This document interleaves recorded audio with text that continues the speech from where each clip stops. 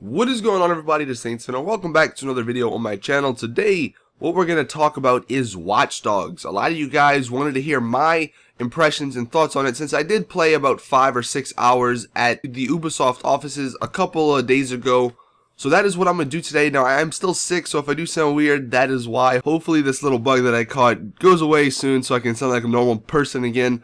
But unfortunately, it's still here, so you're going to have to bear with me on that. But before I get into my impressions, I just want to say that I do have a ton of info since I did play it. You know, I took a lot of notes on basically what there is in the game, all the small little details and stuff. So if you guys want that, just go ahead and leave a like on this video to let me know. Also, I'm going to be doing a Q&A about Watch Dogs this weekend, so if you have any questions that I don't answer in this video, leave them in the comment section and I will do my best to answer. Obviously, I don't have every answer, but I mean, I played it for like 6 hours, so I have a good understanding of what the game is. Now, if you're watching this video and you have no idea what Watch Dogs even is, it's an upcoming open-world action-adventure video game developed by Ubisoft, and it's due for release on May 27th on PC, PS3, PS4, Xbox 360, and Xbox One. The game is set within a fictionalized, hyper-connected version of Chicago, which is managed through a centralized system called CTOS. The single-player story is told through Aiden Pierce, who is a highly skilled gray hat hacker who can hack into the CTOS, granting him access to various electronic systems, either to obtain and control information or to interact with these systems to his advantage. And what I'm going to be doing is pretty much comparing it to GTA, because obviously GTA is a game that most all you guys know and played for a while, and although comparing it to GTA isn't the best comparison, a lot of people are still going to compare it just because they have similar gameplay. Now, right off the bat, the first thing I noticed when I played Watch Dogs was that it was a lot more serious than GTA. GTA, you know, although it is more serious than Saints Row, but GTA definitely still has that fun factor, and you can do a lot of stuff, you know, just beat up people, you know, shoot people, kill people, and you know, you can do a lot of crazy stuff in GTA while still maintaining the whole, like, realism factor. Well, Watch Dogs takes that to another level. In Watch Dogs, a couple of things that stood out to me that were major differences from GTA. One, you couldn't just like jump in the air, and you may think that's like not really that big of a deal, but it just felt weird not being able to do that. You can jump over fences and stuff. It's similar to Assassin's Creed in that aspect, where like you can parkour and stuff like that, but you couldn't jump. You also could not shoot out of cars, which is obviously a big difference from GTA, and it kind of makes the cop chases a little bit interesting because you're gonna have to hack and get away from the cops instead of just shooting the cops and running that way. Another thing, and this is going on the whole realism factor, in the trailers you've seen Aiden with his little like nightstick and he's beating people up. Well, you can't actually take that out in just free roam and just start like, you know, beating people up just like you could in GTA. No, I think you can if you walk up to certain people, you can just punch them and stuff, but obviously if it's trying to be more realistic, obviously you're not going to just go up to somebody and punch them in the face. So those were a couple notable differences. Also, there's no flying in the game. There are helicopters, but you can't get into them. Only the police have them, and they come after you. Also, cops are actually a little bit similar to GTA. There's 5 stars, and the 4th and the 5th star, there's actually these guys, I guess they're like SWAT, but they're dressed in like Master Chief outfits, it almost looks like, and they are really tough to kill because obviously they have a lot of armor and stuff. Also, cop cars are pretty difficult to get away from because, like I said, you can't shoot them, so you're going to have to rely on driving. And driving in this game is really, really weird, especially if you're coming from GTA. It's going to take you a lot of time to get used to it. It's not as fluid. I think they were actually telling us it's from, or they took the driving mechanics from Driver 2, I think. I don't know. Maybe that's not the right game, so don't quote me on that, but the driving in this game is definitely really weird. A lot of you guys said in the comment section of my last Watch Dogs video that the driving looked weird, and you guys were completely right. Driving, I mean, it's not bad, but it's not good. It's definitely, the cars are definitely a lot heavier, and when you hit things, it's weird. I don't know. That was one of the really big things that I noticed that was way different from GTA.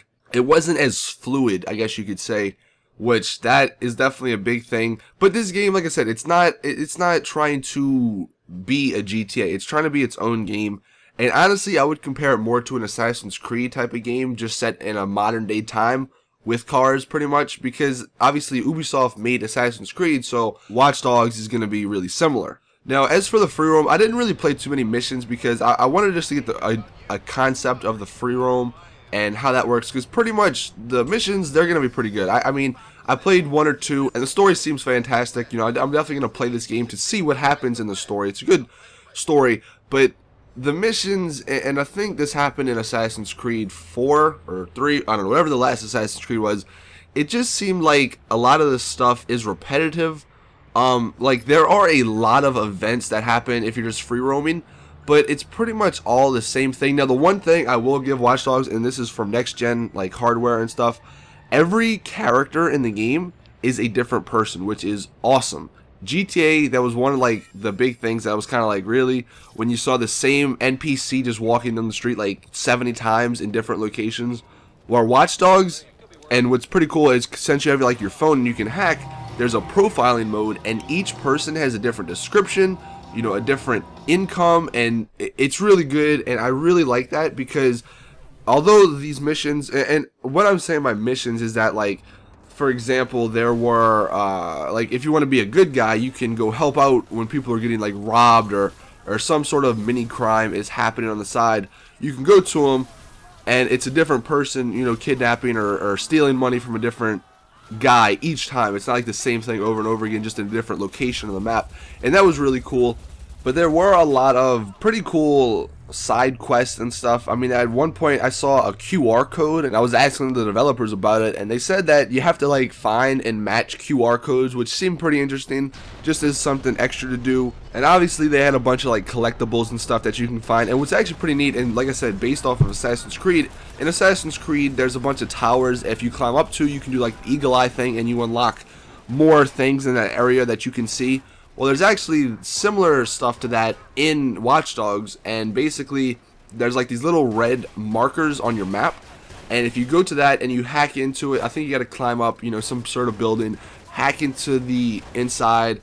You can actually sort of eagle eye mode it, if you want to call it that. I mean, I don't know what they call it in the game, I forgot, but you actually unlock more icons around that area, which obviously will give you more stuff to do, so that's pretty neat.